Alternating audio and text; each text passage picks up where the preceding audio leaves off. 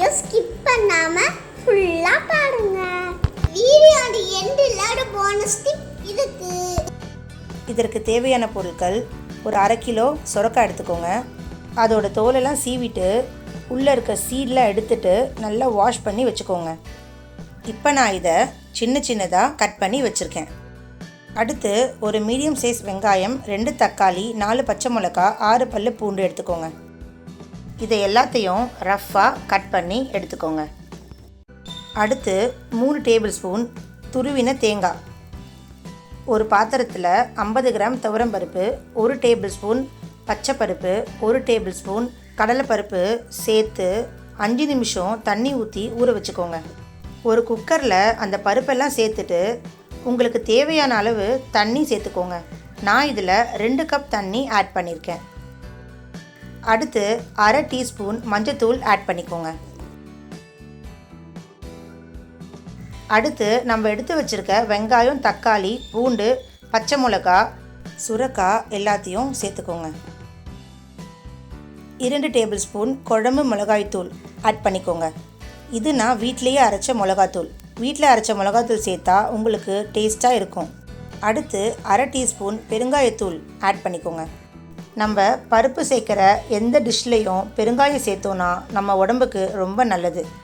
தேவையான அளவு உப்பு சேர்த்துக்கோங்க. நல்லா கலந்து விட்டுக்கோங்க. நல்லா கலந்து விட்ட உடனே உங்களுக்கு தண்ணி இன்னும் தேவைப்பட்டுச்சுன்னா நீங்கள் ஊற்றிக்கலாம். சுரக்காய் ஒரு நீர்க்காய், அதனால் அளவாக தண்ணி சேர்த்துக்கோங்க. நான் காய் முழுகிற வரைக்கும் தண்ணி ஆட் பண்ணியிருக்கேன். இப்போ பாருங்கள், லைட்டாக தண்ணி கொதிக்குது. இந்த ஸ்டேஜில் குக்கரை மூடி போட்டு மூடிடுங்க. இந்த சொரக்காய் கூட்டை நீங்கள் ஒரு 5 நிமிஷத்தில் செஞ்சு முடிச்சிடலாம். குக்கரை மூடி வெயிட் போட்டுடுங்க. ஒரு 3 விசில் வர வரைக்கும் வெயிட் பண்ணுங்கள். ஹை ஃப்ளேமில் ஒரு 3 விசில் வந்த உடனே ஸ்டவ்வை ஆஃப் பண்ணிவிடுங்க. ஃபுல்லாக வெயிட் அடங்கின பிறகு விசில் எடுத்துட்டு இப்போ குக்கரை ஓப்பன் பண்ணுங்கள். இப்போ பாருங்கள், இதில் பருப்பு, சுரக்காய் எல்லாம் நல்லா ஒன்றா மசிஞ்சு வந்திருக்கு. இப்போது நல்லா கலந்து விட்டுக்கோங்க. ஒருவேளை உங்களுக்கு தண்ணி அதிகமாக இருந்ததுன்னா நீங்கள் மறுபடியும் ஸ்டவ் ஆன் பண்ணிவிட்டு ஒரு 5 நிமிஷம் கலக்கி விடலாம். இப்போ பாருங்கள், இந்த கூட்டு நல்லா வெந்து இருக்குது. அடுத்து நம்ம தாளிக்க போகிறோம். அதுக்கு ஒரு பேன் ஹீட் பண்ணிக்கோங்க. நான் இன்றைக்கி 2 டேபிள் ஸ்பூன் தேங்காய் எண்ணெய் எடுத்திருக்கேன்.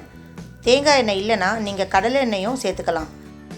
எண்ணெய் சூடானதும் 1/4 டீஸ்பூன் கடுகு, உளுத்தம்பருப்பு ஆட் பண்ணிக்கோங்க.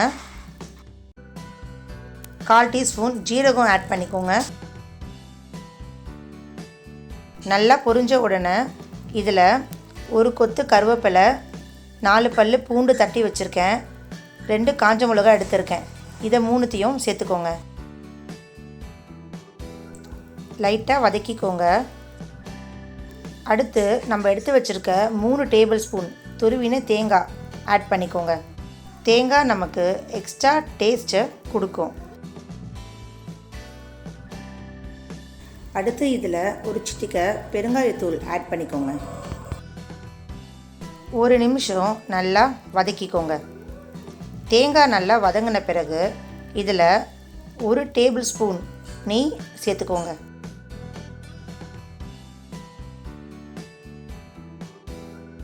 இப்போ இந்த தாளிப்பை நம்ம எடுத்து வச்சுருக்க கூட்டில் ஆட் பண்ணிக்கணும்.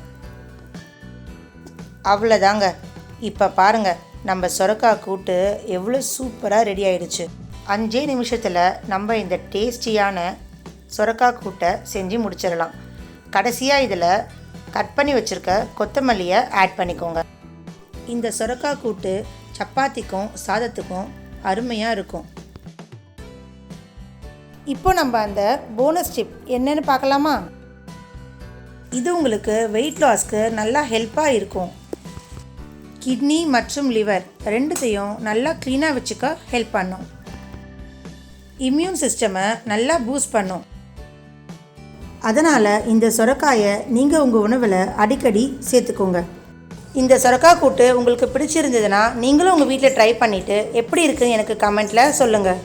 லைக் பண்ணுங்கள், ஷேர் பண்ணுங்கள், சப்ஸ்கிரைப் பண்ணுங்க. தேங்க்யூ, பாய்.